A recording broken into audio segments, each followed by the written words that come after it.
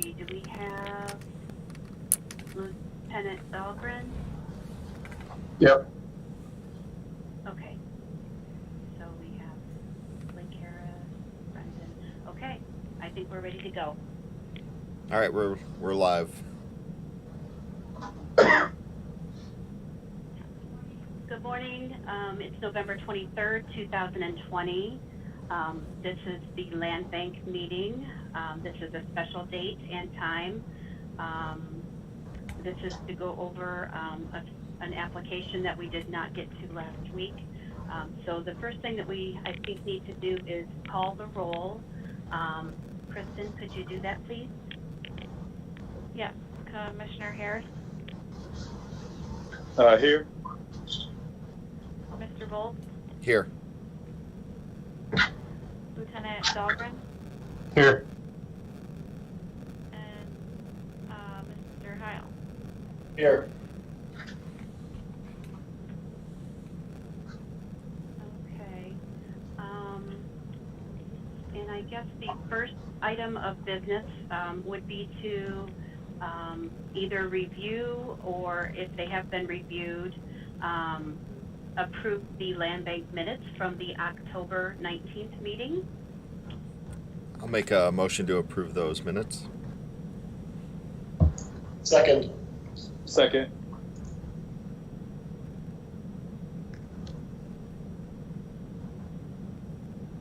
Okay. With no further discussion, Kristen, could you call the roll on that motion? Yes. Commissioner Harris? Yes. Mr. Volz? Yes. Lieutenant Dahlgren? Yes. And Mr. Heil? Yes. Okay. Next item of business. This is the only application that we have to discuss today. This is an application from Deanna Harris. She and her husband, Alonzo Harris, have applied to purchase a parcel in the Cold Creek Crossing development. It's parcel number 60-00043.009. The parcel is located on Cold Creek Boulevard, and it's approximately 75 feet by 160 feet, and total acreage is 0.275 acres. Through phone conversations, Ms. Harris is aware of the auditor's valuation of the property, which is $24,950. And then we also had conversations regarding the special assessments that are applied to the property. The annual assessment is $1,284.76. The future assessments are totaling between $8,000 and $9,000 because those spread out through tax year 2027 and payable in 2028. So normally I have actual reports, but I do not have a report prepared on this one because we don't have building plans for the proposed property. But Ms. Harris has offered to pay $20,000 for the parcel, and she is diligently working with local builders, and you know, those builders do know our deed restrictions for that area. The desire is to construct a single-family home, which will include a 3-bedroom, 2-bath single home, which will be owner-occupied. And then, for the benefit of the voting members that are present today that have not been a part of these sales, I just want to give you an example of a comparison. The last sale that we had was for a parcel on Cold Creek Boulevard. It's almost identical. It was 0.28 acres. This one is 0.275. It was valued at $25,770, and the property was sold for $25,000. That went through, and within the purchase and sale agreement, we were able to waive all of those special assessments for that parcel. So we were able to take off that it was approximately $8,000 or $9,000 right off the bat. So they will not have to pay any of that in the future. So the reason that I wanted to have this meeting today, even without all of the information, is because we don't have a meeting scheduled till February. If necessary, we can call an emergency meeting, but I did want to get this on the table in front of the members, just so that they have an idea of what they're looking at. And it's certainly up for, you know, you can approve this as presented, or, you know, however you decide to handle this today is fine. I will do whatever the board wishes, but that's my presentation. Thanks, Debbie. And this is Greg. Do we typically require, or in the past have during these applications, have they submitted site plans and building plans with their applications? Is that the norm for these sales? They have, and that's, you know, just so that we are sure through our planning and zoning department, you know, we check the deed restrictions and we check through planning and zoning that everything's in order. There is something in the purchase and sale agreement that they do have to build within a year. So we want to make sure that everything's in order before we sign this purchase and sale agreement. So yes, it is usually a requirement. Okay, thank you. I'm gonna make a motion to table this item so we could go back and discuss further with the applicant and see if there's room to bring it more up in line with what the other, the most recent sale was at $25,000, and also require that they submit a site plan application or a site plan with the next application. Second.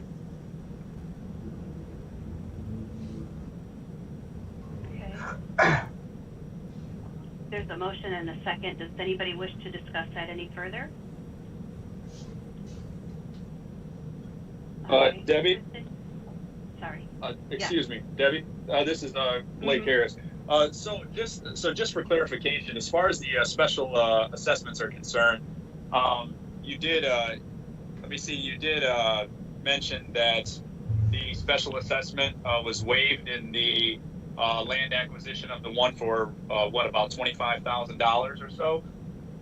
And so with this one, just for clarification, with her wanting to come in at maybe $4,000 less than the appraised value, she agreed to go ahead and pay those special assessments if granted the opportunity to purchase it at $20,000. Am I understanding that right, or am I wrong? Basically, it would be up to the voting members to either approve or deny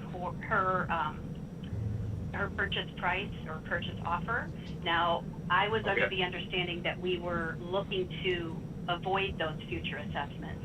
Now, if that's part of her offer, we could certainly put that into the offer that she would wish to pay $20,000 and pay those assessments annually. Okay. I understand. Okay, very good. Thank you.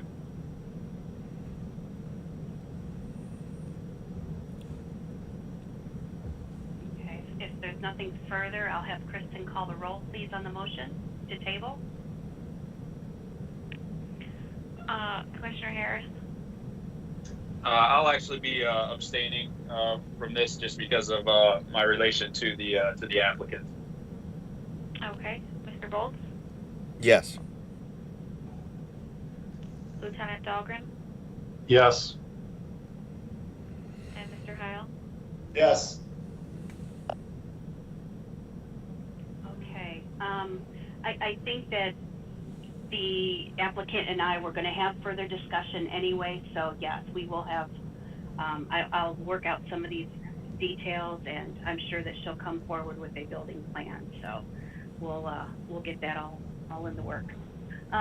Next item for business is, I just wanted to let everybody know that for these Cold Creek parcels, we did have a discussion with a listing agent, and we are moving forward hopefully with with getting a listing agent for these parcels. We will still be voting on these. They will still go through the city, but the marketing process will not probably go through me. So that's probably the only difference that will make, happen in the future. So I just wanted to let everybody know that we are in discussions right now. So item number 3 is the 2021 schedule. I did not put everything up on the screen, but the schedule will start in February for 2021. It will start on a Tuesday. Every other meeting will be on a Monday opposite of City Commission if we can avoid having them on City Commission days. I know everyone here is busy, so on those days preparing. So I think everybody has that schedule, and if there's any conflicts, just let me know. Other than that, I don't have any updates on the mow-to-own guidelines or the corner lot disposition guidelines. And I can open up the floor to anybody that has any other discussions that they can talk about today.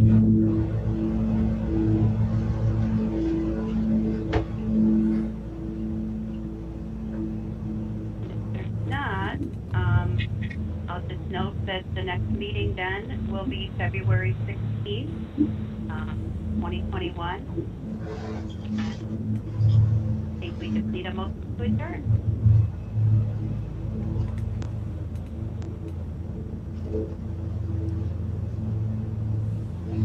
I'll make a motion, we adjourn. Second. Sorry.